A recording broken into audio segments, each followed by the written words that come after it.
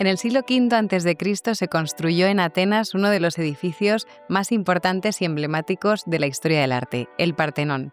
Hoy vamos a hablar de su construcción, de su historia y también de los enigmas y las representaciones que se han hecho de él posteriormente.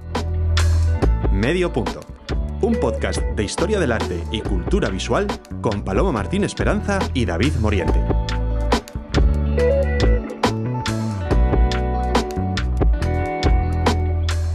Bienvenida a Medio Punto, Carmen, ¿cómo estás? Muchas gracias, encantada de estar aquí. Carmen Sánchez es catedrática de Arte Antiguo en la Universidad Autónoma de Madrid, donde somos compañeras. Y bueno, eres autora de libros muy importantes como Una nueva mirada al arte de la Grecia antigua, publicado en Cátedra en 2006, y La invención del cuerpo, arte y erotismo en el mundo clásico, en Siruela, de 2015, esa edición. Y estás trabajando, además me consta, en otros libros. Eres pues experta en iconografía griega y tienes una relación muy particular con el mundo griego. Así que creo que eres la persona idónea para hablar del Partenón. Seguramente la persona que más sabe del Partenón en España. Y que más veces ha estado. Sí, he estado unas cuantas veces. Claro, porque, Carmen, ¿cuál es tu relación con Grecia? O sea, ¿tú cómo llegas a estudiar el mundo griego? Siempre me interesa saber esto. El origen de las vocaciones. Sí, eso es. Bueno, es una cosa, yo creo que tenía 10 años o así. Mis padres me llevaron de vacaciones a un sitio de playa espantosísimo, que no había quien pudiera ir a la playa porque estaba lleno de gente aquello. Y me habían regalado, en esa época, yo tengo ya mis años, se vendían libros al peso. Por las calles, vendían 1 kilo de libros, 3 kilos de libros. Y si yo me portaba bien, mi padre me había dicho, te compraré 5 kilos de libros. Y claro, 5 kilos de libros dan para muchos libros. Y entonces metí allí todo lo que había y uno de los que entraron fue una mitología universal, que es un ladrillo. Yo digo, con lo pequeña que era, no se me puede leer ese ladrillo. Madre mía, ya ahí. Pero me lo llevé a aquellas vacaciones aburridísimas y el aburrimiento hace milagros, me lo leí y me quedé enamorada del mundo griego desde entonces. Y yo ya lo tenía clarísimo, yo de Sí, mayor. o sea, ya desde niña lo tuviste muy claro. Mayor. Querías ya Sí. dedicarte a esto. La verdad que es increíble, yo siempre se lo digo a los alumnos, digo, pensad realmente en qué momento de vuestra infancia se os despertó el interés por el arte o por el mundo antiguo en nuestro caso, pues siempre hay algo, ¿verdad?, que ha hecho clic, que nos ha hecho relacionarlo. Y luego entonces tú, te doctoras en la Universidad Complutense de Madrid y a partir de ahí ya empiezas tu investigación en el mundo griego. Bueno, la empecé antes del doctorado, antes de leer la tesis, claro. Claro, antes del doctorado empezaste ya a investigar. Dentro de la iconografía griega, has estudiado particularmente, ¿no?, la cerámica ática. Sí, porque mi tesis doctoral fue el estudio de la cerámica griega en España, bueno, en Andalucía concretamente. ¿Y qué es lo que más te interesa del mundo griego? O sea, ¿qué es realmente lo que a ti más te ha llamado siempre la atención? Que consiguen asombrarme 40 años después. Todavía hoy, ¿no? Todavía hoy me asombro, sí. Cada vez que viajas a Grecia. No, y cada vez que leo cosas y aprendo algo, es una cultura realmente asombrosa, sería la palabra, y espectacular. Dentro de toda esa cultura asombrosa, pues sin duda el Partenón es como el icono, ¿no? De hecho, es un icono también para los griegos. Cuando vas a Atenas a comprarte un souvenir, ¿no?, pues lo primero que te aparece es la bandera griega con el Partenón. O sea, para ellos realmente, tú que conoces también a los griegos, para ellos es su símbolo nacional. Por supuesto, es un símbolo nacional. Creo que pusieron una multa, no sé si fue el año pasado o el anterior, a Rosalía, porque subió con taconcitos a la Acrópolis y ¿Ah, lo sí? colgó y le cayó una multa, sí. O sea, no se puede subir con tacón. No, porque dañas el suelo arqueológico. No me he fijado yo que haya ningún cartel. No, pero me acuerdo de Pero la polémica. Bueno, ha habido muchísimas polémicas, también con un anuncio de Coca-Cola que Así ponía las columnas la botella, como... ¿no? Sí. La columna como si fuese una botella de Coca-Cola. Sí. Claro, porque ellos lo interpretan casi como un atentado contra su cultura, ¿no? Sí, es casi un símbolo religioso, casi, ¿eh? Símbolo es tierra religioso. sagrada para ellos. Sí. Ujú. Porque, claro, esto está muy relacionado con la función, ¿no?, en principio, que tendría el Partenón. Yo te he escuchado a ti, Carmen, decir que el Partenón no es un templo. No es un Siempre lo estudiamos como un templo griego, el templo de los templos, y en cambio no es un templo. Entonces, cuéntame realmente qué es el Partenón. Pues, mira, no es un templo que no tiene altar. Y claro, un templo sin altar es imposible. Y tampoco tiene ninguna sacerdotisa, no hay ningún dato de que hubiera una sacerdotisa en el Partenón. Luego no tenía una función de templo. Y en la zona de la Acrópolis donde lo construyeron, antes del Partenón, lo que había ahí eran exvotos de las familias atenienses, ¿no? A la diosa, que es Atenea, la diosa de la Acrópolis, ¿no? Y entonces el Partenón realmente es un gigantesco exvoto hecho por los atenienses a su diosa y que albergaba la estatua asombrosa, ¿ves? Otra vez, asombro. La estatua asombrosa de oro y marfil de Fidias, ¿no? O sea, ¿es simplemente un regalo para la diosa? Sí, lo que pasa es que también la estatua, que era de oro y marfil de 12 metros de altura y tenía 1.140 kilos de oro, pues es concebida como una especie de tesoro de la ciudad, lo decía el propio Pericles, ¿no?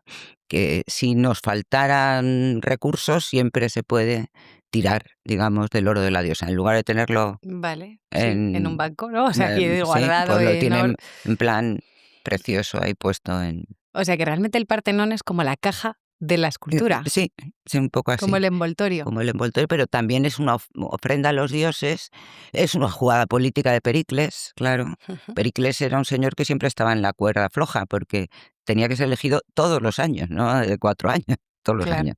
Y no tenía un cargo relevante, pero conseguía convencer a los atenienses porque era un orador fantástico, ¿no? Y entonces tenía este hándicap de siempre tener que ser elegido y consiguió que durante unos años la ciudad, para construir el Partenón, pues fuera algo espectacular. Debía ser como la Florencia de los Medici, o sea, ahí iba todo el mundo que supiera hacer algo, tenía que estar en Atenas. Claro, se acabó el paro, se acabó la penuria y todo, y Atenas floreció. O sea, de alguna manera la construcción del Partenón, bueno, digamos que el embellecimiento de la Acrópolis se convierte como en un revulsivo económico para la Claro, polis, claro, ¿no? sí, Es una sí, especie de escaparate de mirad lo que somos capaces de hacer, pero también claro. para ellos. Porque vamos a situarnos un poco en el siglo V antes de Cristo.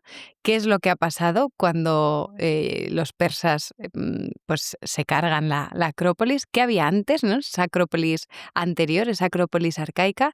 ¿Qué supone la pérdida de los edificios, ¿no? y de los tesoros que hay en la Acrópolis para los atenienses? ¿Y cómo se revierte eso? Cuéntame un poco todo ese Bueno, proceso. antes de la destrucción persa, que fue en el 480, pues había edificios, obviamente, en la Acrópolis. Tampoco está muy claro y hay unas discusiones tremendas porque sobre dónde estaban y qué edificios eran, ¿no? Pero el peso de la Acrópolis, el peso religioso de la Acrópolis, está situado donde después se levantará el Erecteio, en esa zona, Vale. ¿no? Ahí están todas las... el terreno sagrado, están las huellas del tridente de Posidón, el olivo sagrado de Atenea, la tumba de Erecteo, yo qué sé, todo lo sagrado está en esa Las zona. cosas relacionadas con el origen y la fundación de Sí, la ciudad. sí. Y enfrente, que es donde estará después el Partenón, ya te digo, había tesoros, se Sí. llaman, ¿no? Pequeños edificios donde las familias atenienses guardaban exvotos para la diosa, ofrendas para la diosa. Cuando se destruye en el 480, bueno, y había un gran templo que llamamos el Viejo Templo, había más edificios, ¿no? Juran los atenienses no volver a reconstruir la Acrópolis. Y utilizan todo lo que habían roto los persas, quemado y roto y tal, lo utilizan en la muralla norte de la Acrópolis, que es visible desde abajo. Si tú estás en placa y miras, está lleno de tambores y metopas y todo. Que O es sea, el es... muro de Temístocles, ¿no? Esa es Sí, bueno, sí, el llamado muro de el llamado Temístocles, sí. muro. Entonces, para recordar siempre a la barbarie persa y tal. Pero es cuando llega Pericles, que ya te digo, tenía un pico de oro estupendo, Un orador un orador tremendo. estupendo, sí, y además decían que la forma de echarse el manto así, el imation, pues a las mujeres las dejaba... O sea, que era atractivo Sí, parece que tenía tirón, el sí, gesto. y parece que era bastante ligón. Pues... mm, pues convenció a los atenienses de que lo reconstruyeran, que le costó. Los atenienses no querían reconstruirlo, ¿no? Porque además ni siquiera tenían dinero, tenían que usar el dinero de los aliados, que no era suyo, en fin. Pues les convenció y usaron el dinero de los aliados, una liga que se había hecho para luchar contra los persas, con el argumento de decir, bueno, era un buen argumento. Pericles decía, bueno, vamos a ver, si yo ya te defiendo a ti, ¿qué más te da que me gaste yo el dinero Si ya te estoy defendiendo, ¿para qué vamos a tener el dinero ahí guardado? Un ¿No? poco la Pues política imperialista, ¿no? me lo gasto yo. Y entonces fue cuando convenció y se empezó a hacer el Partenón. Lo primero que se hizo en toda la Acrópolis destruida es una estatua que le encarga a un amiguete que mide 9 metros de altura de bronce, que ya está bien. La complejidad técnica de levantar eso no se ha hecho nunca en Grecia, que es Fidias, claro. Y luego el Partenón, y construyen el Partenón.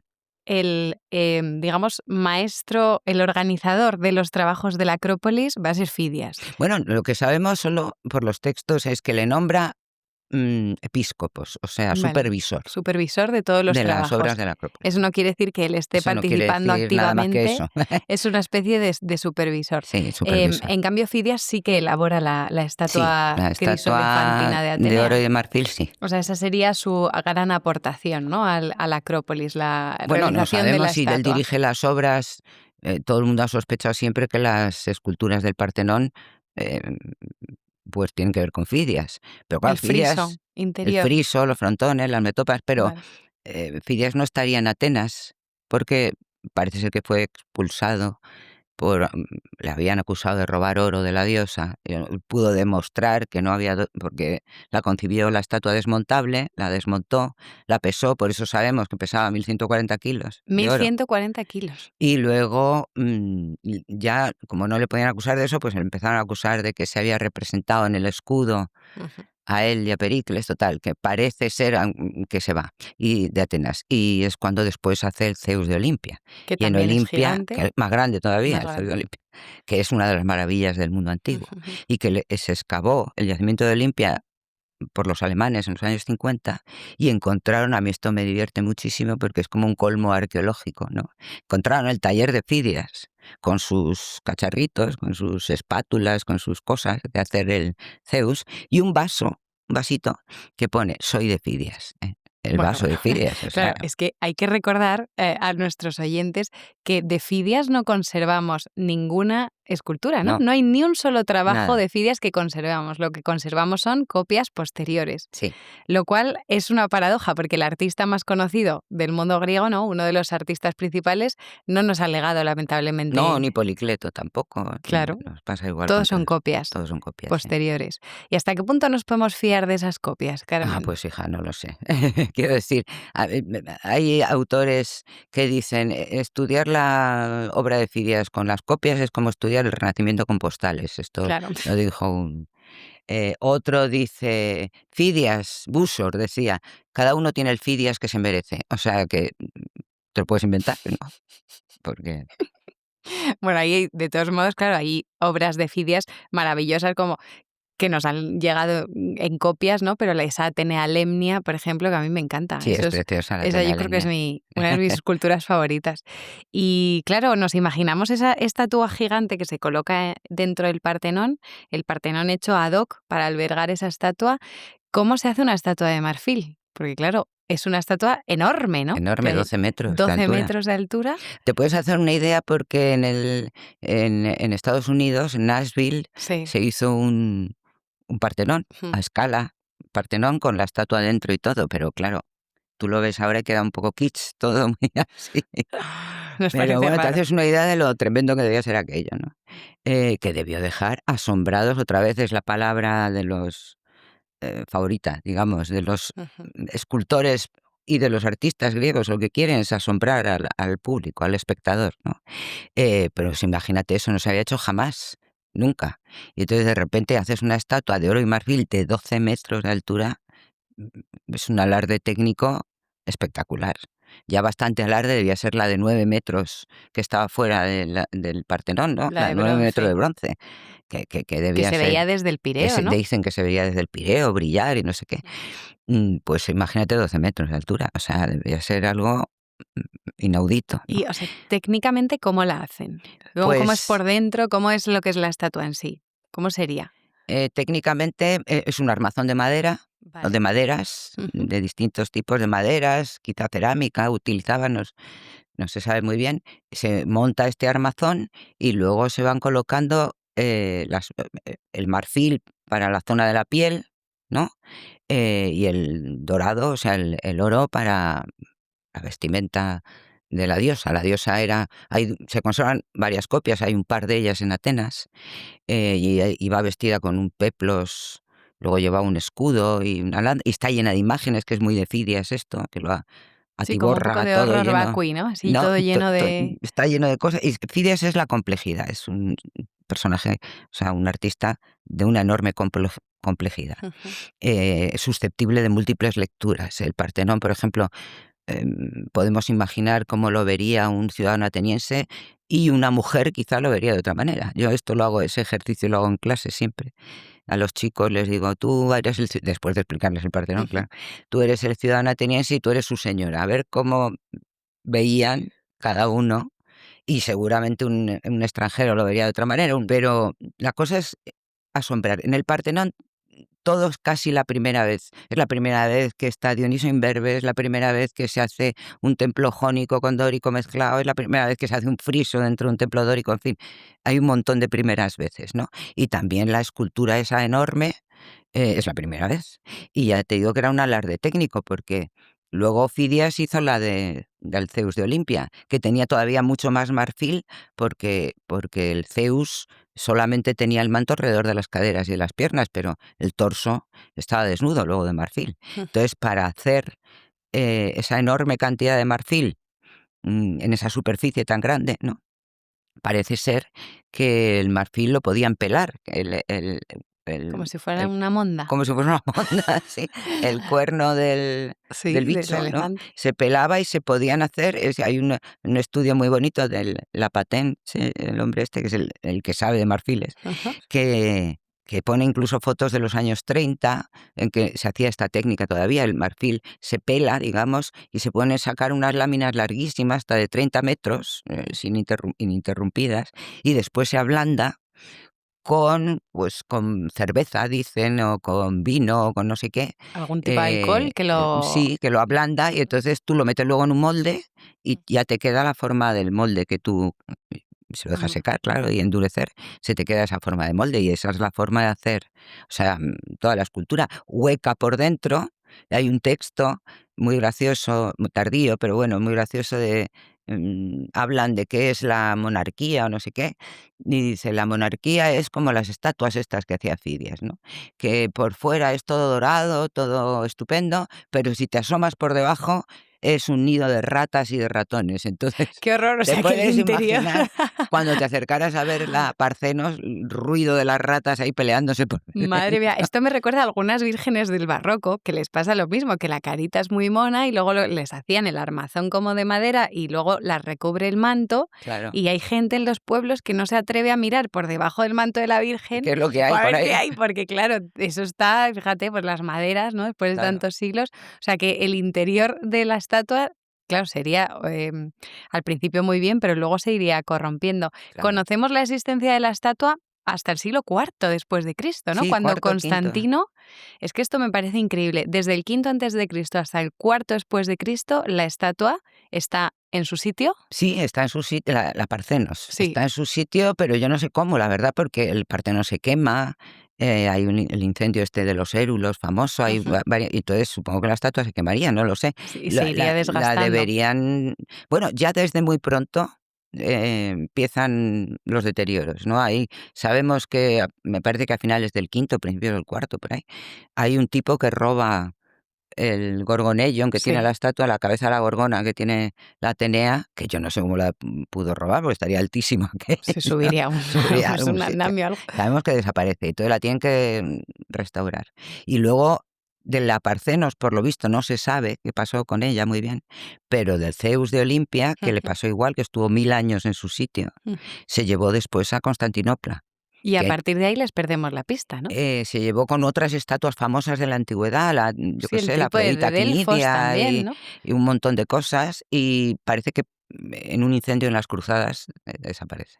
Vale, y ahí ya se les pierde la pista, o Se sea les que pierde la podemos pista. pensar que estuvieron en Constantinopla pues hasta el siglo Pero la X, a lo Parcenos mejor no XI. se sabe La muy bien. Parcenos no sabe si fue a No, no se sabe. Constantinopla. Ujú. Bueno, en cualquier caso, la verdad es que es como un episodio fascinante, ¿no? La construcción de ese Partenón, que ya a nivel estilístico estamos hablando de un templo dórico con esa rotundidad propia, pero como tú señalabas, tiene elementos jónicos. Sí. ¿Dónde se colocan exactamente esas partes? Bueno, es que pues por todas partes. O Ujú. sea, primero hacen un friso corrido alrededor de la cela, eso es una hechura jónica típica de los jonios. Las columnas de la parte trasera del Partenón eran jónicas, hay un autor que dice que corintias, podría ser porque Ictinos, que es el arquitecto del Partenón, a finales del siglo V, hace otro templo en un lugar maravillosísimo y preciosísimo, que es el templo de Basae, en Figalia, y ahí hace una columna corintia, la primera columna corintia de la historia. Es un invento de Ictinos, Ujú. con lo cual, bueno, no sería Raro, ¿no? Que raro, hubiese pero claro, también... no se ha conservado nada de esto, ¿no? Bueno, es que es todo extraño en el Partenón. Las columnas dóricas son un poquito más delgadas de lo normal. La delgadez de las columnas típica del jonio. O sea, que hace un Sí, guiño también. la estilización, ¿no? De Claro, hace un la... guiño a lo jonio. Entonces, hay una hipótesis o varias que son bonitas. Además, otra cosa es que el Partenón es el primer edificio que se hace de mármol entero, hasta las tejas de mármol, que es escultórico que casi, dicen, ¿no? Es madre una mía, pero escultura. unas tejas se les debían estar rompiendo todo el día, tenían Sí, que sí, estar sí, cambiando sí, las tejas. claro. Y em, tiene que ver con toda la política de Pericles y el pensamiento de Pericles. Los atenienses de esa época pensaban ellos de sí mismos que eran autóctonos, o sea, nacidos de la tierra, no como los espartanos o como otros que provenían de invasiones externas. Ellos no, ellos estaban allí de siempre, ¿no? Y luego no se consideran ni dóricos ni jónicos, sino un es no es. Entonces hacen un edificio pues, como Propio, ellos, ¿no? que Propio. no es del todo dórico y del todo jónico. También hay quien dice que esto permitía que se reconocieran los visitantes que iban al Partenón. Es decir, que si venía, qué sé yo, un habitante de las Cícladas, Ujú. las Cícladas son de mármol, Naxos y Paros son islas de mármol, pues todo se hace de mármol, claro. Si tú vas ahora, las casas son de mármol, excepto el rico que se hace una casa de ladrillos, pero el resto es de mármol. Increíble. Y entonces, pues, la arquitectura religiosa era de mármol. Entonces, si llegaba un cicládico, veía un edificio de mármol, le podía recordar su propia arquitectura religiosa, ¿no? O si llegaba un jonio, al llegar y ver doble fila de columnas en el Partenón, que es una hechura también jónica típica, y ver luego el friso aquel corrido, también le recuerda, o sea, una Sí, especie de que tiene... guiños políticos Sí, también, ¿no? e identitarios, ¿no? Lo que Identitarios. hacen al edificio todavía más interesante. Sí. A nivel arquitectónico, mencionabas a Ictinos, Calícrates también habría trabajado, ¿no? En la elaboración. Calícrates solo lo menciona una fuente, nada más. O sea Todas que, las fuentes mencionan a Ictinos, pero a Calícrates solamente le menciona una fuente. con lo cual No lo sabemos, no lo no. sabemos, nos quedamos con Ictinos. En cualquier caso, el arquitecto del Partenón lo concibe con una serie de correcciones ópticas que a mí siempre me gusta mucho Bueno, recordar. Ictinos debía ser un personaje. Ictinos tenía que vender la moto de que iba, o sea, tenía que enseñar a los atenienses qué es lo que quería hacer, con una maqueta o yo qué sé cómo lo haría. Pero parece ser que el pobre pues no era Pericles, o sea, que hablaba No muy tenía mal. labia. No. Y entonces se tuvo que acompañar de otro, que fue el que tuvo el otro, tuvo que explicar, porque Ictinos hacía, pero hablar nada. Bueno, pero hay una cosa muy divertida y muy curiosa. Efectivamente tiene correcciones ópticas. Estas correcciones las descubrió un tipo que se llamaba Penrose, que empezó, pues eso, que si se curvan todas las líneas, que el basamento se abomba, este abombamiento repercute en fin, todas esas Sí, la cosas que sabemos. separación intercolumnar, ¿no? Sí, las También. columnas de las esquinas son un poquito más anchas, esas cosas. Pero después, el que más sabe del Partenón en la actualidad, que es Manolis Korres, un griego que estuvo unos años siendo es un arquitecto, que lo restauró, ¿no? Que estuvo encargado de la restauración, dice que este hombre lo hizo tomándose un té encima de la mesa con un mapa, o sea, no como él, que está en el Partenón midiendo continuamente. Entonces, él habla de otros tipos de medidas extrañas que él midió. Por Vale. ejemplo, que las 4 esquinas se levantan 5 centímetros, más que el resto, más cosas. Pero ahora resulta que todo el mundo había estudiado el Partenón desde, en fin, hay bibliografía que no se lee ni en 3 vidas, una Sí, sí, sí. barbaridad. No, es que es desde el Pero siglo ahora que III. se han puesto a estudiar los demás edificios, o sea, por ejemplo, el Efestellon, el que está abajo, Ujú. Zeus de Olimpia, yo qué sé, pues todos tienen correcciones ópticas. Vale, o sea que no es Todos. algo exclusivo del No. Partenón. Lo que pasa es que en el Partenón son más acentuadas, es verdad que son como más, se acentúan más, pero es algo normal en la arquitectura clásica, Ujú. todo este tipo de correcciones ópticas, que empiezan en época arcaica en algunos templos, algunas de estas correcciones, o sea, el abombamiento, por ejemplo, ya se hacía, ¿no? Es una tradición dentro de la arquitectura griega con la idea de que lo veamos, ¿no? Bueno, no sabemos, el abombamiento puede ser una idea, o sea, el que esté abombado puede ser práctica para que la lluvia drene, ¿no? No necesariamente algo estético. No necesariamente algo estético, ¿no? Ujú. Hombre, el que se hagan las columnas de las esquinas más anchas, pues sí, tendrá que Algunos ver. elementos sí, otros tienen un Pero, por sentido más ejemplo, práctico. luego Corrés se dio cuenta de que hay mediciones, de repente hay un intercolumnio que es 4 centímetros más ancho que otros. Entonces dicen, buah, se les habrá ido. Pues no, en el Partenón las medidas son tan exactas, tan asombrosamente exactas. Esto lo decía Corrés, el Ujú. hombre asombrado. Fíjate, todos los tambores, las columnas están hechas con tambores que se apoyan una en otro, ¿no? Pues todos los tambores, dice él, no difieren del plano matemático, teórico matemático, más allá de una 1/15ª parte de milímetro. O sea, de tal manera que si tú ponías uno encima de otro antes de estucar, Ujú. no se veían las uniones. O sea, serían invisibles. De hecho, es que todavía hoy no se ven, ¿no? O Bueno, sea, que y fíjate lo dan que un ha sentido sufrido, de unidad y luego estaría impresionante. estucado, pintado, lo que sea, claro. Ujú. Vamos a eso, porque vamos con la decoración, ¿no? O sea, hemos estudiado ya lo que es el edificio, su interior, con la Atenea Partenos, que es Atenea Virgen. La decoración. Tenemos la decoración escultórica en los frontones con el nacimiento de Atenea, que sale de la cabeza de Zeus, supuestamente, ¿no? Y al otro lado, la lucha entre Zeus y la diosa. Cuando uno visita hoy en día el Museo de la Acrópolis, que luego lo comentamos, aparecen las recreaciones de cómo serían esos frontones con pelos y señales. Aparecen todas las figuras perfectamente reconstruidas y recreadas. ¿Hasta qué punto podemos Mira, confirmar que sea eso así? perdona que te diga, pero es para matarle. Por eso te digo que No, mira, por ejemplo, el frontón principal, sí, ¿vale? Que es el nacimiento de Atenea. sí. Pues el nacimiento de Atenea, en el otro pasan otras cosas, pero en este, desde la antigüedad antigua, o sea, del siglo V después de Cristo, se pierde el centro del frontón, desaparece porque abren un ábside cuando el Partenón se convierte en Santa María del Partenón, ¿no? Ujú. Que es Entonces, sede episcopal, ¿no? Vamos, es sí, bueno, una es especie una de iglesia, catedral. sí. Entonces ahí esto se pierde, eso quiere decir que el viajero aquel que es Carrey que va y dibuja y tal, pues no lo pudo dibujar porque ya estaba.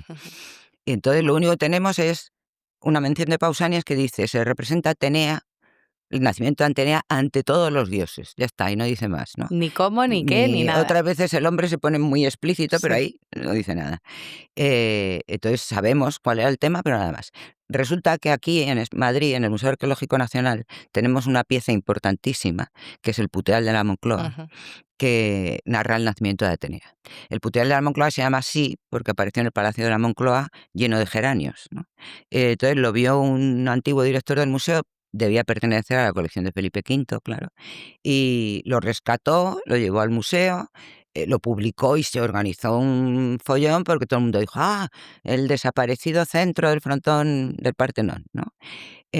Hasta los años 60 o 70, que empezaron a salir fragmentos los griegos han empezado a recoger todo lo que hay Alrededor del alrededor edificio. en el museo Mm. arqueológico, en placa, yo qué sé, todo.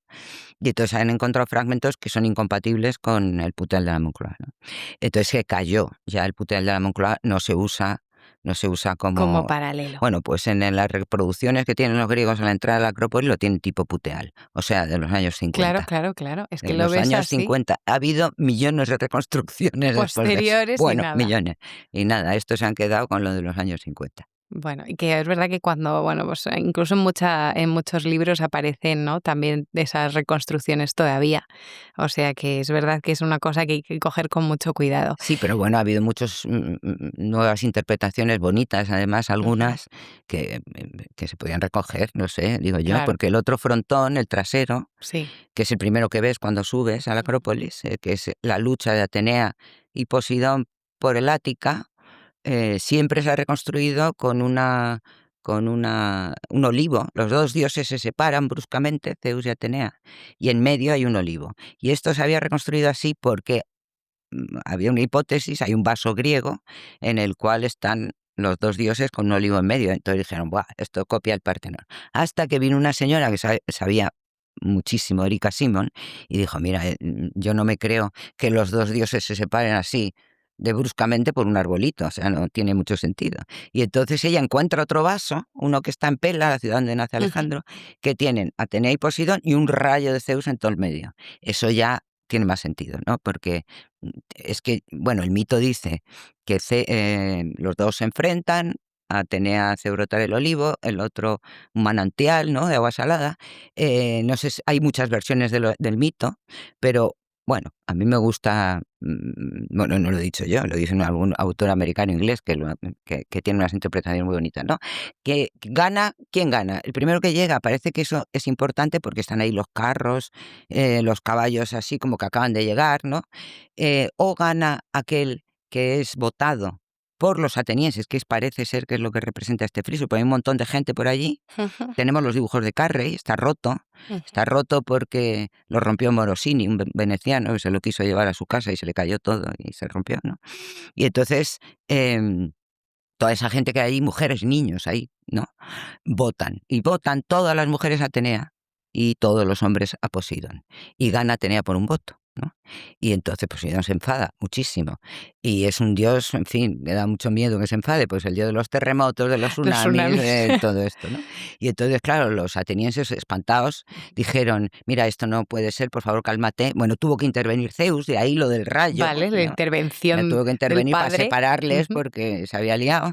Y entonces ya los atenienses asustados les dijeron, no te preocupes, Poseidón, que estas no vuelven a votar nunca más porque no saben votar, mira que la que han liado. Y a partir de ahora los hombres pasarán su nombre a sus hijos. Empieza el patriarcado, ¿no?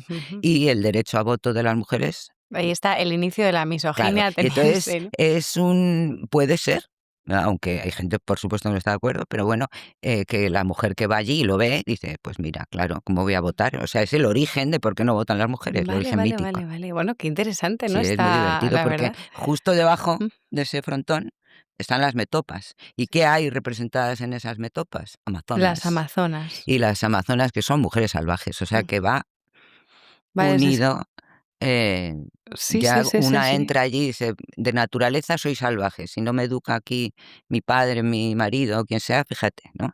Y luego ahí está el prototipo mítico de por qué no votan las mujeres en Atenas. Lo que sí que es curioso, o sea, que un poco contradice esa idea, es que la mujer sí que tiene bastante presencia en la decoración del Partenón, ¿no? Al menos en lo que es el friso interior, con lo del peplos, con la entrega del peplos. No, nada, no tiene poca. Mira, el friso son 160 metros, todo Sí. eso es enorme. Y en el lado oeste, que es uno de los lados cortos, que es el primero que ves, y en los dos lados largos no hay ni una mujer. Y entonces las mujeres aparecen justo en la parte principal, cuando das la vuelta. ¿Y cómo son estas mujeres que aparecen? Pues van todas calladitas, con la mirada baja, en fila india.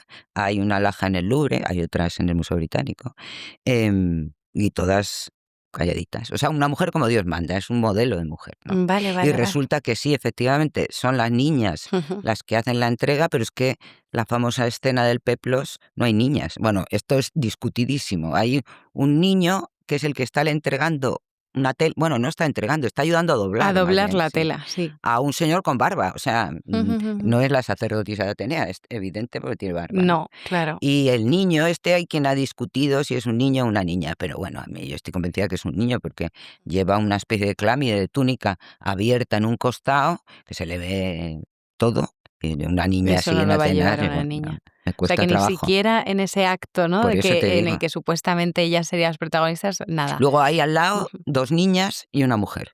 Dos niñas que llevan unos escabeles, que yo estoy convencida que son las ergastinais, las chicas que tejen, que es lo que llevan los escabeles son para sentarse, pues son muy bajitos. Las modistillas llevaban Un pequeño taburete, ¿no? Claro, porque si todo el rato se te caen las cosas de coser y para no estar agachándote tiene que ser una cosa muy bajita, que es lo que llevan las niñas estas. Así que seguro que estas niñas eran las que estaban bordando el peplos, que curiosamente lo que bordan las niñas es una gigantomaquia, o sea, es una lucha de los gigantes y los dioses, ¿no? Y que la gigantomaquia son las metopas del lado oriental. Que aparecen también Con ahí lo cual representadas. también es un guiño a las mujeres, porque alguna de estas visitantes posibles del Partenón conocía el mito porque lo había bordado, ¿no? ¿Qué acceso tienen los atenienses al recinto del Partenón? ¿Una vez al año o no suben nunca a la Pues Acrópolis? no, sí, que debían Sí subir todo el suben. rato, sí, sí. O sea, sería Y frecuente subir a distintas festividades sí, religiosas. claro, todo el rato, sobre todo en las Panateneas, allí debían pasar el día Que entero, esa es como claro. la gran fiesta de Claro, Atenas. la gran fiesta de Atenas, ¿no? Sí, tenían acceso y al interior del Partenón también, probablemente, sí. Luego hay un tema que a ti te gusta también, que es la policromía, ¿no? El uso, el tratamiento del color en el mundo antiguo, tanto en las esculturas como en los edificios. El Partenón, hay que imaginárnoslo, ¿no? Policromado. Sí, sí. ¿Qué colores utilizan? ¿Qué Bueno, pigmentos? lo que sabemos claramente es que, por ejemplo, los triglifos eran azules y las metopas, bueno, ahí hay más diferencia, vamos, más discusión, ¿no? Pero sí, claro, estaba todo policromado, así el friso interior pues sería más visible, que se ve muy mal. Y luego imagínate cuando abrieran la puerta y vieran a la estatua esa de oro y marfil, un reful. Impresionante, claro. Pues una de las teorías de Corrés de este señor que he dicho que tanto sabe Sí. del Partenón es que tiene ventanas. Eso es curiosísimo porque ningún templo tiene ventanas. Entonces, este tenía, parece ser, según él, 2 ventanas en la cela, ¿no? Que iluminaban la estatua. Y esto es rompedor completamente en el mundo griego, porque la estética de un templo griego pues debía ser, a mí me recordaría algo como lo románico, todo muy oscuro, con Sí, más una, intimista, ¿no? claro, con una estatua de culto iluminada con una lámpara de aceite, ¿no? Y sin embargo el Partenón es todo luz. O sea, le entra la luz, decía Pausanias, un estanque delante de agua que hacía que brillara más todavía, ¿no? Pero fíjate que es que en el pensamiento antiguo los dioses emanan luz. O sea, si tú te encuentras un dios, cosa que era frecuente, se los encontraban por todos los lados, pues tenías que hacer así porque Brillaban. ¿no? Y entonces, claro, abrir aquella puerta y la diosa emanar luz es una epifanía. O sea, Claro, sería una claro, experiencia sería una estética y experiencia religiosa impresionante. impresionante. Sí. ¿Y podían entrar a la cela? No, ¿no? Sí, sí, Sí, yo creo entraban. que sí, sí. O sea, que participaban claro, veían la estatua y la disfrutaban. Claro, si es que es verdad que si no es templo, ¿no? Si no es templo. No, y aunque fuera, es que no sabemos que si podían entrar, Exactamente ¿no? como. La noticia es que en Delfos no podían entrar, pero en el resto de los templos No no sabemos sabemos. exactamente. Bueno, ahí tenemos entonces este edificio tan impresionante que todavía hoy nos sigue impactando y que tiene una historia posterior muy bonita también, porque como has dicho antes fue iglesia, después es mezquita, se convierte también en el lugar donde se va a guardar, ¿no? Van a guardar la munición. En el asedio de los venecianos salta por los aires la cubierta del Partenón. Entonces, Bueno, la munición y las mujeres y los niños, estaba lleno de mujeres, niños o sea que nuevamente y la mujer torturada los en el turcos Partenón. les hicieron llegar a los venecianos la noticia, oye, que esto está lleno de mujeres, niños, Y aún así y para que no lo bombardearan, claro, y aún así lo bombardearon, sí. sí, pero se desvió un cañón, ¿no? Y llegó allí, no sé, Lo no me acuerdo bombardearon. exactamente cómo era la historia. El caso es que ahí revienta el Sí. Partenón. Son bonitas también las imágenes con el minarete ahí en mitad, ¿no? de la cubierta.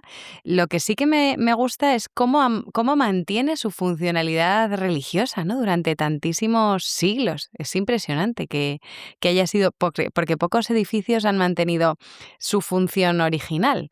Estoy Hombre, pensando en el Coliseo, que pierde por completo en la Edad Media su uso, lógicamente, ¿no? Y pasa a ser pues una especie de recinto de casas, de chabolas, y pierden de vista que aquello fue un anfiteatro, no sí, pero saben ni la lo que es. religión es muy potente, no es lo mismo que un anfiteatro. Claro, La claro. religión, el templo de abajo en el Ágora, el Hefesteion, también tuvo continuidad como templo cristiano.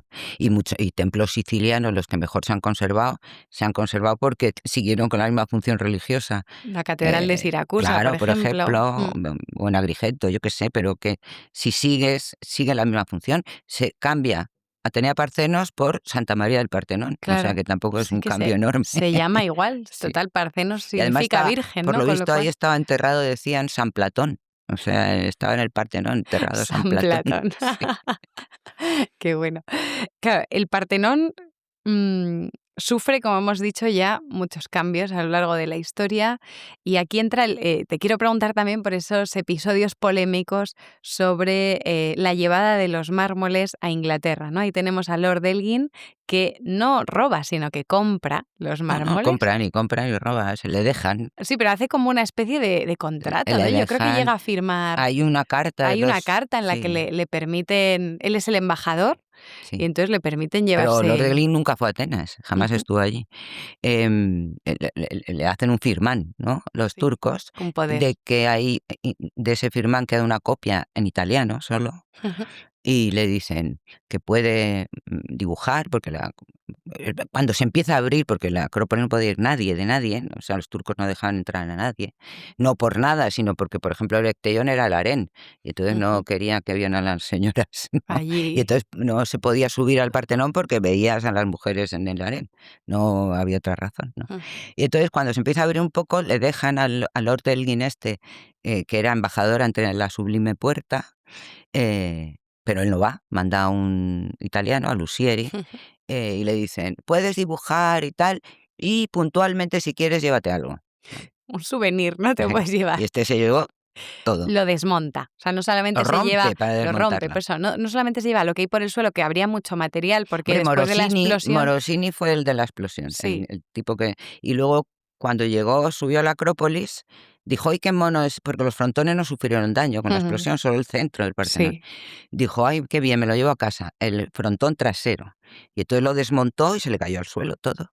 Y ahí lo dejó, que es lo que está en el Museo Británico en Londres, ¿no? O sea, que se lo cargó todo Morosini. Entonces, cuando llega Lucieri, coge lo que está en el suelo. Efectivamente, todas esas Que ya están en el estaba. suelo. Pero es que luego se quiere llevar las metopas. Para llevarse las metopas hay que romper. Esas sí que se Hay que romper. desmontan. Que además Vaya. hay dibujos muy bonitos en los que se ve, ¿no? Sí, sí. Ese desmonte, esa ruptura, Sí, y como. incluso hay, me parece que, no lo recuerdo, un poema de un turco que llora. Nunca más, que no vuelvan a hacer esto nunca más y tal, porque ve como el destrozo, ¿no?, que están haciendo.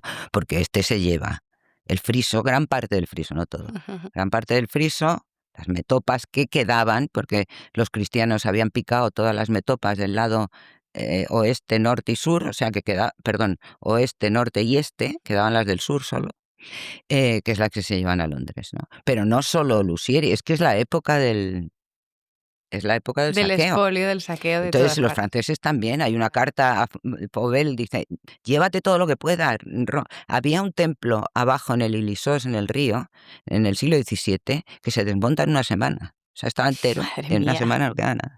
madre Y mía. entonces el francés, por ejemplo, que está en el Museo del Louvre, en el Museo del Louvre hay una metopa del Partenón y una laja del friso, ¿no? Entonces la metopa se la llevan, la descuelgan por las murallas de la parte de atrás, de la parte sur, y en un golpe de viento se rompe. Da contra esto y se rompe. Y el pobre francés ha ido, no, pero no se preocupen que esto se pega y tal, no puedo pegar. Tenemos unas grapas. Y bueno, hay unas historietas porque se llevan todos los mármoles al Pireo para llevárselos. Y A sus entonces el países. del Pireo se confunde y mete los mármoles del francés con los ingleses, el francés se mosquea, no, que esto es mío, ¿no? Madre mía, o sea, que se monta ahí un Y lío. entonces se lo lleva todo, se lleva todo eso más un tambor y un capitel. Tienen en el Museo Británico del Partenón, que yo me acuerdo, yo era muy amiga de uno de los restauradores del Partenón, Nikos Toganidis, y el hombre me decía, por favor, que me devuelvan por lo menos el capitel El y el trocito. tambor para ponerlo en su sitio, ¿no? Y se lleva una columna del Erectellón, y se Una lleva cariátide, la cariátide, claro. y se lleva un montón, y se le hunde el barco. Esto lo sabías, al Lord No. Elgin se le hundió el barco con todo eso encima. ¿Y qué hicieron? Pues la fortuna de Lord Elgin no era suya, era de Lady Elgin, que no debía estar muy contenta, ¿no? Porque lo reflotar un barco así con los pescadores de esponjas, Con lo estos que de Calais, ¿no? pesaría, porque Bueno, con eso debe ser todas esas. carísimo, carísimo. Y Madre entonces se debió mía. gastar una pasta, y esto Lady Elgin, no sé si sería por eso, yo qué sé. El caso es que tuvieron un proceso de divorcio, tenían 10 hijos, y se demostró que ninguno era de Lord Elgin. Y Bueno, entonces el pobre se encuentra en Londres con los mármoles, sí, arruinado, sin hijos, sin esposa, sin Dios nada, mío, y solo con los mármoles y la fijación que él tenía de que ser aceptado intelectuales, entre los ¿no? De intelectuales y tal. Y entonces algunos van a ver los mármoles y dicen, son la monda, pero los expertos que van a ver los mármoles dicen, pero tío, esto es romano, te han engañado, esto no. ay, Y entonces el pobre ahí está, con sus mármoles, pobre hombre. Al sin final un tiene duro. una historia desastrosa. sin desastre. No, pero bueno, Hasta que se encapricha un gran coleccionista que es Luis de Baviera sí, y dice, te los compro. Y entonces cuando vieron eso los ingleses, dijo, ni hablar, te ni los compro hablar. yo. Vale. Pero le dieron nada, O sea, que no se enriqueció, cosa que, claro, para nada. imagínate, si hubieran sabido verdaderamente el valor que tenía. En cualquier caso, claro, los compran los ingleses y pasan a formar parte del recién estrenado Museo Británico, que se abre, que además es un edificio muy clasicista también, o sea, que Sí, parece claro. que imita, ¿no? Todo un poco esas arquitecturas y se convierten estas piezas en, yo creo que las reinas del British. Mira Bueno, hay muchas que hay reinas en el... mucho, que hay mucho hay que ver, muchas. pero es verdad que las salas con los mármoles del Partenón pues son siempre, ¿no? Tienen un protagonismo increíble en el Sí, pero museo. hay más gente viendo Las momias las y todo momias esto, y ¿no? la, La y la piedra Roseta. roseta y todo esto, hay más gente siempre Sí, que en el sí. otro lado. Sí. Aquí abrimos un tema un poco polémico, Carmen, y que me gustaría también que nos dieras tu opinión, y es si crees que tú que conoces también Grecia, ¿no? Y que tienes una relación incluso personal, familiar con los griegos, ¿tú crees que tendrían que volver esos mármoles al nuevo Museo de la Acrópolis o están bien donde están? Bueno, es un tema súper polémico Conflicto y además, diplomático. genera, es algo como visceral, ¿no? Sí, sí. Yo prefiero que se queden en Londres, sinceramente, porque están bien allí. Pero claro, los griegos es central para ellos absolutamente Sí, la devolución, pero jamás volverían a estar en el Partenón, para empezar, porque claro. todas las esculturas del Partenón las han bajado al museo, El nuevo al museo. nuevo museo. O sea que restituirlas para estar in situ, esto no va a ocurrir jamás. Estarían en otro museo más cerca, ciertamente, pero sería otro museo. No son solo los ingleses, ya he dicho que los franceses tienen, los daneses tienen parte del Partenón, no solamente son los ingleses. Yo no lo sé, es un tema muy polémico y muy difícil. Gracias a los ingleses se salvaron esas piezas, porque las que se quedaron en Londres, las que no se llevó Lord Elgin, Se perdieron. no se perdieron, se destrozaron. O sea, con la contaminación y las cariátides no llevadas no tienen cara. Y sin embargo, la de Londres está Está estupenda, ¿no? perfecta. Las esculturas del Partenón, el río, por ejemplo, que es una escultura bellísima, ¿no? Mm. El río del frontón principal. En Atenas se quedó la contraparte del otro lado, que es la fuente, y no se ve, es un trozo de piedra informe, ¿no? Eh, Eso, y más el estudio, claro está. O sea, el estudio de las piezas, eh, Sí, que se ha hecho un gran trabajo, ¿no? Como de claro. conservación, de estudio, de difusión y también arrebatarles a los ingleses, porque de alguna Pero manera no es arrebatarle, vamos, no lo sé. Ya te digo, es polémico, sí, mm, absolutamente polémico, pero eh, claro, los ingleses se basan en que esto es patrimonio de la humanidad, no es claro, un es que yo creo patrimonio. ahí a eso voy, ¿no? Que el patrimonio es universal. También yo creo que los griegos a veces pecan mucho del nacionalismo en torno a la arqueología, temas arqueológicos, porque con el asunto de Alejandro Magno también tienen ahí, ¿no? Si llamamos Macedonia o no Macedonia al otro Claro. país, si Alejandro es O griego o es la macedonio. manifestación que se organizó con la película de Alejandro. Porque en la película tenía un novio Alejandro, y entonces los griegos Como salieron locos. manifestándose. Sí, O sea, llegó a haber una sí, manifestación por sí, sí. esa razón. Claro, por eso te digo que tiene una concepción un poco nacionalista, ¿no? También del patrimonio que a veces puede ser peligrosa, ¿no? Bueno, yo no lo sé, es que es una cuestión muy política, Hmm. absolutamente, y sí que es nacionalista, muy nacionalista, ¿no? Pero, por ejemplo, yo qué sé, otros elementos los griegos los vendieron. El templo de Afaya, un Ujú. precioso templo de Afaya en Egina, que está en Múnich. Todas las esculturas, nadie dice ni mu de la escultura del templo de Afaya en Egina, que es eh, maravilloso, pero es que hay un contrato de venta. O sea, O sea, eso sí que fue sí fue vendido. vendido por un griego Ujujú. sí. Pérgamo es otro contrato de venta, ¿no? que está en Berlín. Berlín. Entonces, ahí, ¿qué hacemos? Vaciamos todos estos Museos. museos, o sea, vaciamos el Louvre, vaciamos el Museo Británico, el Pergamon Museo, en fin, y lo devolvemos todos a su sitio. Ahí está toda esa corriente, ¿no? De la El Metropolitan, descolonización por del ejemplo, museo. devolvió un vasazo griego, uno muy famoso, una preciosidad de cerámica griega. Se la devolvió a los italianos al lugar donde se encontró Ujú. y está en un pueblo de Italia en lugar de estar en Londres. En fin, Ya, ya.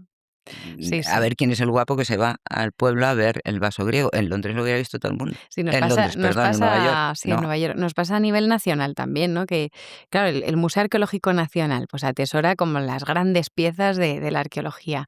¿Hay que devolver la Dama de Elche a donde se encontró? Pues hombre, mejor está donde Es que está, ¿no? esa es Es la que, polémica de todo, o sea, claro, porque es lo mismo, es la por eso que te misma. digo que a nivel nacional o local nos pasa lo mismo, que si nos ponemos Bueno, a... ahora, por ejemplo, estos grandes museos como el arqueológico no crece de ninguna manera más que Claro, comprando piezas, claro. porque ya todo lo que se excava se queda en su Museo provincial, no menos de provincial, local, museo absolutamente local. local, porque se hace un centro de interpretación y que está muy bien también. Pero ¿hasta qué punto luego hay seguridad o deja de haberla? A los griegos les han robado en Olimpia. Ese museo lo vi yo en Olimpia, no es el museo de Olimpia. Hay Sí. otro museo, que es el Museo de los Juegos Olímpicos, no sé qué, Ujú. un museo pequeñín, que hay un guarda, uno. Pues claro, entra uno ahí y se lo llevaron. Ujú. Museos pequeños como el de Samos, que tiene unas piezas espectaculares y que lees en los libros, yo no sé qué pasó, porque claro, nadie lo ha dicho, pero yo he visto en los libros, hay estatuas de madera, se conservan en Samos, estatuas de madera del siglo VII a.C., Soan, un texto de madera. Sí. Y tú te lo ves en el libro, la foto, dices qué bonita, y pone en el pie, una vez en el Museo de Samos. Dices, ¿cómo que una vez? ¿Y ahora dónde está? O sea, estuvo. Estuvo en el Museo de Madre Samos. mía, claro, pero es verdad que es que a Pero es que nivel claro, el Museo de seguridad Samos, que no es muy puedes... pequeñajo, que habrá Claro, 2 o 3 guardias, sí, pues sí, yo qué sí. sé. Pero incluso además también la dificultad de luego estudiar esas piezas, ¿no? O sea, que para los investigadores, para nosotros es mucho más fácil Hombre, dirigirte a un claro. museo de una capital, ya no te digo de Madrid, pero de cualquier capital europea o de cualquier lado, que irte allí a un pueblo perdido donde, bueno, sí, a los de ese pueblo les gustará mucho tener su pieza, pero dificulta más Dificulta la que... Sí, investigación y la conservación y también, la para que no vamos a conservación. engañar, porque no Mm, tienen los mismos medios de dinero un museo pequeño que un gran museo, ¿no? O sea, la conservación de humedad, temperatura y tal, yo no me puedo creer que en un museo pequeñajo tengas ahí en una vitrina no, te está claro. y después la seguridad, claro, de las piezas. Seguridad de las piezas, que en un gran museo están mucho más controladas. Bueno, ahí claro, los griegos ahora se escudan un poco en el nuevo museo, este pedazo museo que tienen, el nuevo museo de la Acrópolis, donde han dejado los huecos Sí, de lo que les falta, ¿no? Es un poco, lo hablábamos antes fuera de micro también, que de alguna manera el recorrido museográfico acaba manipulándote un poco para que pienses que en efecto tienen que volver las piezas, ¿no? Porque cuando estás allí viendo, ¿no? Y haciendo todo el recorrido, pues te faltan lo que está en Inglaterra sí, yo fundamentalmente. me acuerdo que hace muchos años, claro, ya hace años, cuando restauraron el Erechtheion, pusieron la columna que faltaba.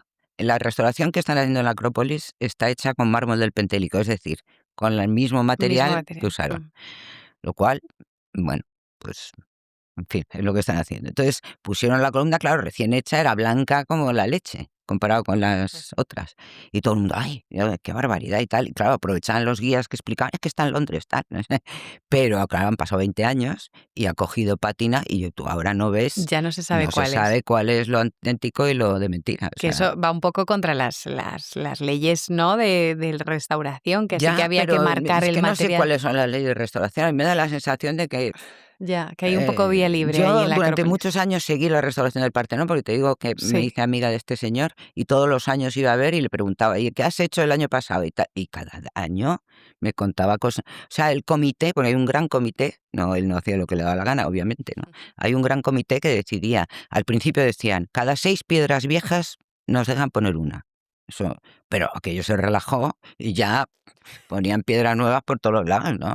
que está Ah, como nuevo, vamos, claro, está como nuevo. Y le el han puesto el Partenón. friso Sí. de mentira, claro, en el Partenón. porque ya te digo, no puede estar porque está muy destruido.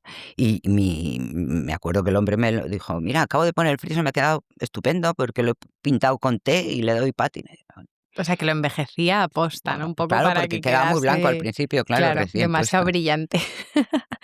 Madre mía, la verdad que es una historia fascinante y es un edificio que además ha influido pues muchísimo. No tendríamos tiempo, ¿no?, para hablar de Sí. todos los otros partenones que hay a lo largo de la historia, pues desde el Renacimiento en adelante. Pero sí que hay una cosa que a mí me gusta mucho y que hemos hablado alguna vez también, que son las impresiones que genera el Partenón en los viajeros. Entonces, ¿cómo fue tu primera vez con el Uy, yo no me Partenón? acuerdo, ¿Cuándo es lo viste? tantísimo. Pero te impactó, ¿no? Mucho. Bueno, a mí me impacta cada vez que subo, habré subido millones de veces, yo qué sé, y yo siempre que subo me emociono, me alegra el día, yo ya ese día me puede pasar de lo que sea, que yo ya soy feliz. Es que es muy bonito porque Yo creo además... que subir al Partenón, a la Acrópolis, Sí, y bajar al Dioniso, que es la sí. cafetería esa que me gusta a mí, tomarte una cerveza mirando la Acrópolis, ¡buah! Es la Es felicidad. lo único, ¿no? O sea, Sí, esa es tu idea de felicidad. sí. Porque es verdad que lo chulo además de Atenas es que se ve desde muchos sitios, Te ¿no? O ves sea, de que tú todas vas por partes. cualquier calle de estas cutres y de pronto, ¡pum!, te aparece ahí Sí, el sí. Yo me acuerdo, Partenón. bueno, de joven, que tenía amigos así, bueno, protestones, digamos, ¿no? Que entonces para protestar los griegos son muy curiosos porque decían, pues que sepas que yo no he subido nunca a la Acrópolis. Bueno, pues mira usted qué bien. Sí. Pero por ejemplo, tú fíjate en Madrid, uno se pone protestón y no quiere ir al Prado, pues no va al Prado, no pasa nada, pero es Claro, que digo, tú no quieres subir a la Acrópolis, pero te mira por todas partes, claro, o o sea, sea, siempre no te ves... libras de la Acrópolis en No. Atenas, ¿no? Y La además ves. es tan impactante la visión desde abajo como desde arriba, o sea, que también desde abajo es increíble, ¿no?, ver ahí el Partenón y ya cuando está iluminado por la noche es una experiencia Es única. muy, muy bonito, sí. Porque ¿qué otros viajeros así recuerdas tú impresiones que han tenido el Pero Partenón? es que esas cosas también me divierten, ¿no? Recoger las impresiones de la gente que va a verlo, porque yo ya te digo, me emociono cada vez que subo, pero a lo mejor me pasa solo a mí, porque porque me dedico a esto, por lo que sea. Pero, hombre, yo he subido muchas veces con mucha gente, ¿no? En general a la gente, a no ser que seas muy, no sé, a la gente le impresiona. Pero claro, hay de todo. El año pasado, el libro que estoy escribiendo lo he utilizado, oí a una señora decir que no, aquello no le gustaba nada porque estaba muy roto y el Vaticano estaba muy entero y prefería el Vaticano. Le había gustado más Tendrá que San ver Pedro que... 500 años a 2500 años, en fin, no sé. Em, a mí me parece un milagro que 2500 años después esté tan bien el Partenón, la verdad me Desde parece luego, bastante milagroso. desde luego. Eh, y luego, pues, de famosos, Sí. ¿no? Está reacción de Le Corbusier, que como el hombre se dedicaba todo el rato bueno, al mundo clásico y le gustaba tanto, pues quería ir a ver el Partenón, lógicamente a Atenas, pero estaba muerto de miedo porque dice, ¿y si voy? Y ahora no me gusta, se me cae todo el... Y entonces el pobre estuvo 3 días en el Pireo Sin sin acercarse, atreverse a acercarse porque tenía un miedo horrible de que no le de que gustara le después. decepcionara, ¿no? Claro. Y sí, cuando fue, pues le gustó Se y todo, emocionó. sí. Y luego está lo de Freud también, de Luego no está lo de es verdad Freud. que esto existe, ¿no? Sí, sí, es verdad lo que nos contaban en el cole o algo Claro, que así. lo había estudiado y ya cuando lo ves dices: "Jolín, Pero está aquí". claro, pero luego como Freud era así, entonces luego ya empezó a pensar y dijo: "Bueno, yo lo disfruto muchísimo porque tengo una formación, bueno, Sí, porque soy académica o académico como... y una educación que me ha dado mi padre, gracias a mi padre, pues yo puedo disfrutar esto", pero claro, mi padre, que debía ser un cenutrio, el pobre, pues si llega a venir aquí, pues no se entera de nada y entonces le entró un complejo de culpa con el padre tremendo que escribió un artículo sobre este tema, sobre la relación padre-hijo a sí. partir del Partenón.